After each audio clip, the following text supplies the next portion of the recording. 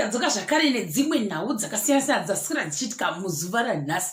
Regai nditi nyaya yangu yekutanga yandiana ndiani teyaQueen Tate. Queen Tate vakabuda paya pachigadzwa Queen Tate vaita inonzi foundo yavo New Love tikatoboibatawo zvakare. Asi ndinogona kuona mangu comment section andikazoona zvangu kupi kuzimu celebs pavaibuda nemukomana vachitsanangura kuti unoziva kuti ndakamira ndakadai utano hwangu uyezve unoziva kuti ndakambenge ndakadai ndikazobviswa ndikadai ndamira ndakadai vachiwirirana vachitotora video vachibuda vakaita mumbundo wavo vakamira pavangu vakamira.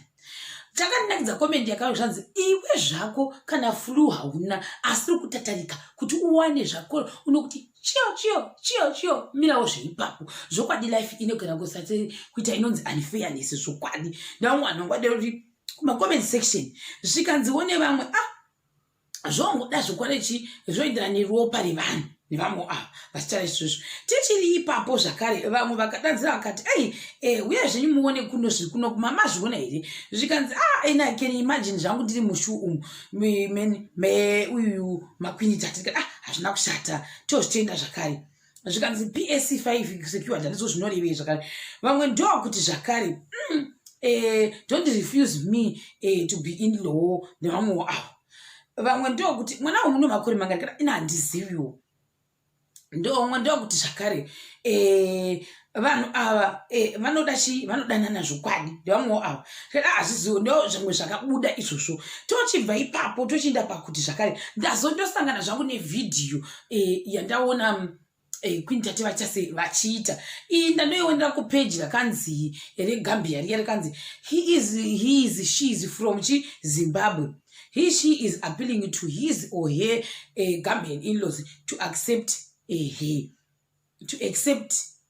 is accept him or her. Ndo zvavakataura vanhu vekuGambia ava ndobva vatanga kutaura nechirungu chavo vadanzira kuti aiwa ma-in-laws angu ndozvivisa zvamukutaura zvakadai vabva vataura kuti mukomana uyu handina kuzodzoka naye kunoku ndandomusiya kwake kwaanogara kunoku ndaona kuti handizvo zvese zvinozonetsa handiti. Ndobva vazogwada mabhasi zvokwada ndikura nema pagwadama Queen Tate indabuda Queen Tate can be very dramatic andikura nema ndaputika nekuseka vachiti shala amozvorive izvozvo vangoita vachiti ma-in-laws shala vachita vange vachita izvozvo asi vangadanzira kuti aiwa chingoziva kuti wakaenda asi unogona kudzoka kwandiri futi anytime is tea time unokwanisa sei kudzoka nekuti uri mumanchuni mavo imomo handisi kuti hawo asi ndozvavataura asi pane zvisangu zvangondinakidza ndekuti ma-in-law vakagwadama vachiti shala yavangachaiyo vakakumbirawo regerero ikoko kana hazvina kushata. Vamwe ndokuenda kuma-comment section papeji iroriri rekuGambia zvanzi our queen is our future Zimbabwean zvokwadi mukuru wenyika Zimbabwe. I am marking register here, show up and show off. Bring the Mkwasha home, baby girl. We are waiting for the cows.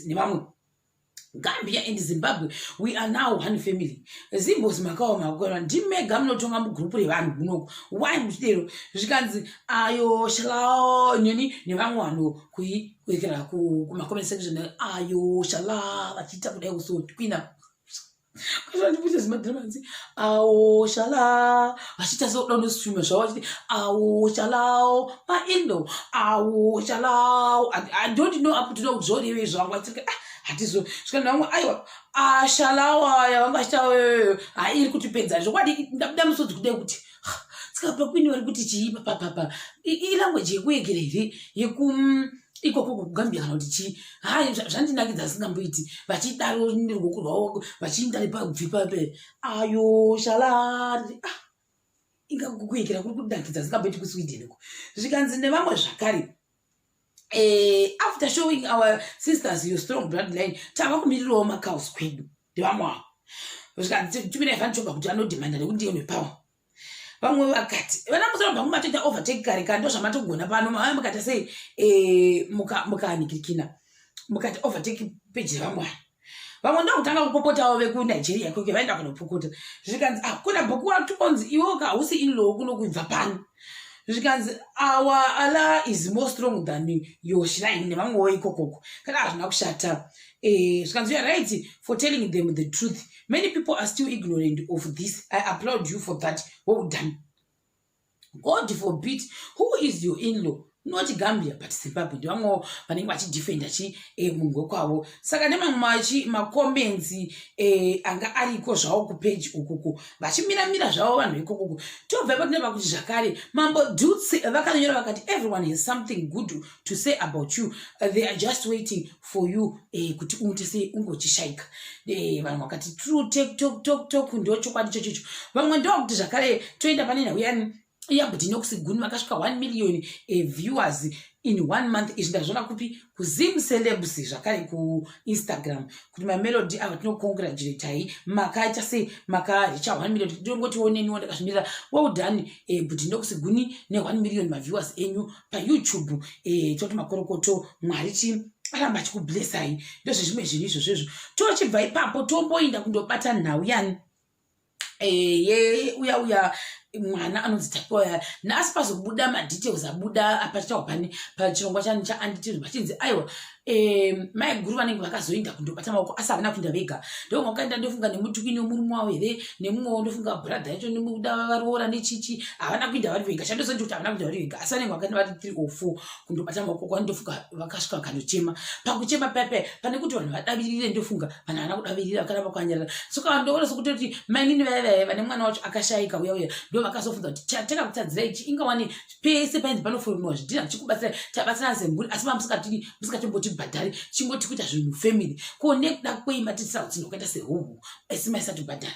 Saka hanzi ndozvimwe zvinhu zvakaitika izvo zvikanzi komasawira haufa zvikanzi masawira akatotaura zvakara kuti ko nekuda kweima kaita 2 weeks musina chase kuya kuzobata maoko dai tanga tiri vamwe vanhu takuonai muri kuri taidai takudzingai pano zvikanzi nevamwewo vana mainini vangu varimo vanga votopindirapo zvikanzi vawapuwa chikafu zvikanzi vakatochirya zvikanzi vakatochirya chikafu chacho nichocho zvikanzi kutoda kutoisa mukamwa chaimo zvikanzi vapedza kudaro vakangosimuka vakangoinda zvikanzi vakaoneka zvikanzi havana vakangoita zvekushova vachinda havo vakanyarara vasina munhu wataura naye ndokuinda vakati ndofunga vakaenda kunzipa dzavo ikoko kuya. Saka kuna akazobuda kuti follow up kuti agondoona kuti vakazodii vanani ivavava vana maiguru vacho niko vakanga vaenda ikoko. Vamwe vakati kuda vangu vatasei vanga vatorera kuti vaone musungu hatizozivi ipapo I don't know ndoimwe zvimwe zvandabata panhau iyoyi. Kumacoment section chazotanga kutindira zvikanzi maiguru vakazoenda kunhamo vaina mutswini brother yemurume zvikanzi zvakaoma hazvo kumacoment section kuti azvakutendererawo zvokuzoenda nekuti vanhu vataura dai vakangorega zvavo. Twin brother yacho yanga isati yaenda nanhasi here zvikanzi aiwa nekuti zvandabata nekuti pane imwe twin anga chinzi hanzi akatomboenda akatodzokera futi ndobva azouya namaiguru futi ndofunga vakatozodaro nekuti paindaneti pana vanhu vesvanga vachifunza kuti why is it maiguru havasati vainda kutobatawo maoko as well. Itanzi inini maiguru angu vanondisvota hangu zvokwada ndikura nhema zvikanzi nevamwe mai vaya vanoda kuita sei kumbosotwa vamwe ndokuti maiguru vanoda kumbobatwa kumeso kurohwa kwandisi kuti nekuda kwei asi anditude vanotanza kuti isiso we don't chipromote zvinhu zvinoita zveviolence hatitero. Vamwe vakati zvokwadi zvinogwadza zvikuitika. Vamwe ndokuti hanzi maiguru vaitoenda kunoona munhu zvavo kujere ndokwavaitoenda kundoona munhu apa zvikanzi these brothers vanhu vane munhu mumwe chete kana kuti kudii kana macousins. There is more to this story than zviri kubuda anyway. Mwana ngazori mugari even there was bad blood vasingawirirani ana maiguru. Iyi haisi nyaya yekubatsirana tumagaraji ndokuva ndokuti imwe pati iri kuti versus imwe pati versus I don't know kuti chii chinyasoitika ikoko. Zvikanzi kuva murombo panyika kwakaoma vana vako ndivo vanoshandiswa zvese nevane mari. Ada kupfuudza munhu unongopfuudza kutuma kudya anokutuma wako kuita zvese zvivindi chaiko unachimboshandisa vana vako nekuti unenge usina une usina mari. Zvikanzi vamwe murombo munhu wedu haikona kuda sei kubatana nezhira dzakaita seizvo. Ndevamwe vanhu vanga vachiita sei vachitaura mumacomments vatiziva. Saka mangwana chanzwa kuti mamwe madetails achabuda anenge achibuda ari api achoni nekuti vanhu vanoda kuziva kuti ko musoro mwana uri kupi. Saka izvo zvanzi tichazokuudzai kana maprista achinge apedza basa rao ndofunga. Tobva ipapo toenda zvakare panhau yani yemwana wamudiwa hudhu. Bhuti mudiwa hudhu mwana wavo akasvika 1 year zuru. Mwana uyu wakatengerwa zvitoyi zvosanganisira zvimidhudhudhu zvahandisi kuti zvoita semaprista ekati sechii izvozvo asi zvakanaka zvosanganisira futi zvimota zvoita sekuti ilambo yeredhi lambo yegreen. Ndobva vaposta zvavo bhuti mudiwa hudhu vakati aiwa ndiye mudiwa hudhu junior If ever I fail you in other things, kindly forgive me, my son. I am not perfect, but I promise you, I will not fail you in being the best dad ever. Happy 1 year, son. I know actual day is on the 6th, but we had this weekend to celebrate. Your uncles at Guinea and Prophet Passion Java never drop a Lambo at once, son. You are way ahead of time. Langogo. Mudiwa Hudu Senior. Thank you, pretty say what to buy our own toys. Kamero take some toys. She can say you own uncles. Shaka umashopadi. You are the best dad ever. You will do a good senior. You will be the greatest father. Food. Happy 1 year. But why Vakazi being so cruel? Keep it up for taking up a manwako deal. She can see Newanwe.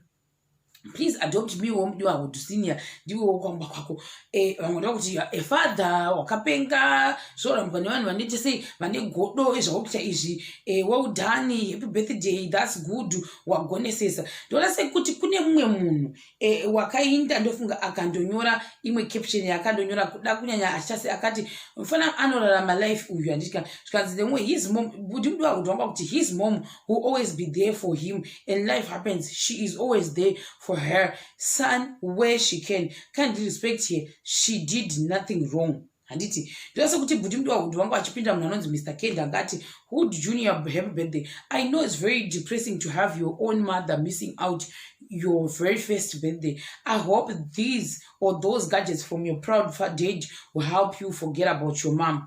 No. You don't say that. Kuna mai vemwana wangu hapana chavakatadza zvinhu zvinoitika. Saka ndozve zvimwe zvinhu zvandaona zvaidi zvaitika kuma-comment section. Saka regai ngotioneniwo happy birthday kune mwana wabhuti mudi wahudu chikoti all the best nezvinhu zvenyu zvese zvamune muchingoita muri ikoko kwamune muri. Tichakubatai zvakare pachikamu chinotevera.